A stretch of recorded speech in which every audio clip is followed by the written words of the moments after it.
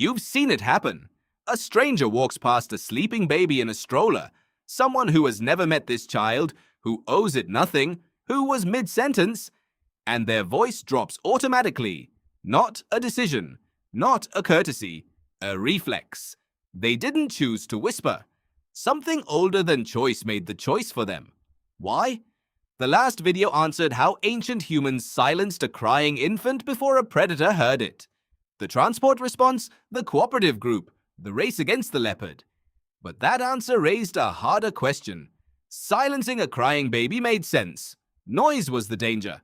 So why does a sleeping baby, a quiet baby, a safe baby, still trigger a protective response in total strangers?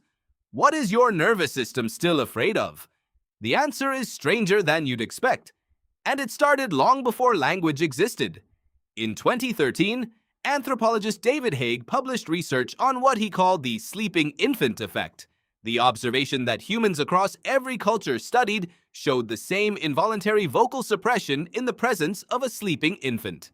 The voice drops, the movements slow, the body pulls slightly inward, and crucially, this response appeared in people with no relationship to the child whatsoever, not parental instinct, something older, something running beneath it.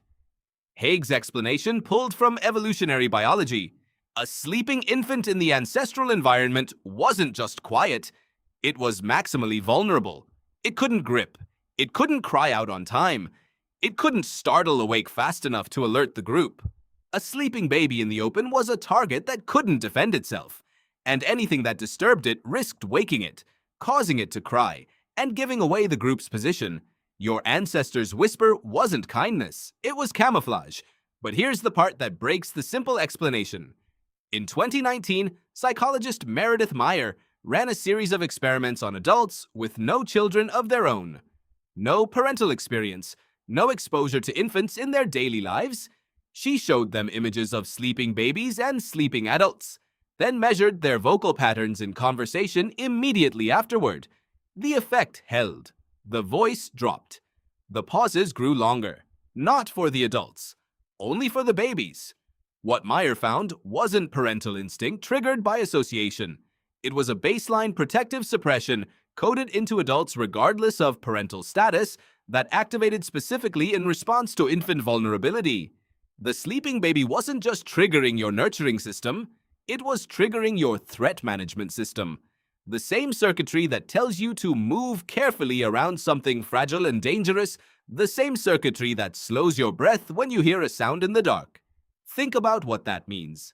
Your body treats a sleeping baby the same way it treats a predator in the grass.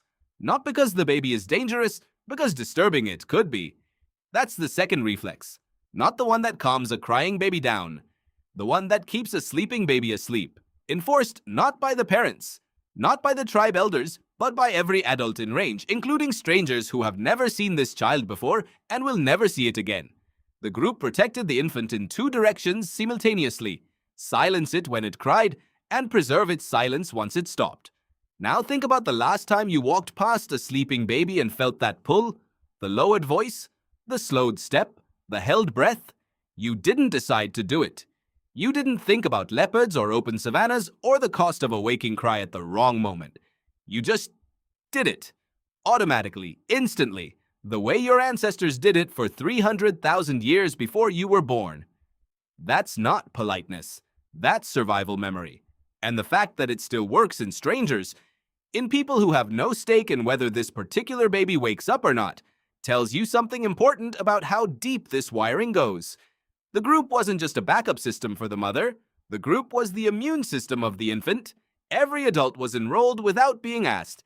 And if a sleeping baby can still pull a whisper out of a stranger in a shopping center in 2024, the question worth asking is this: what else is your body doing right now, without your permission, to protect people you've never met? That one's coming next.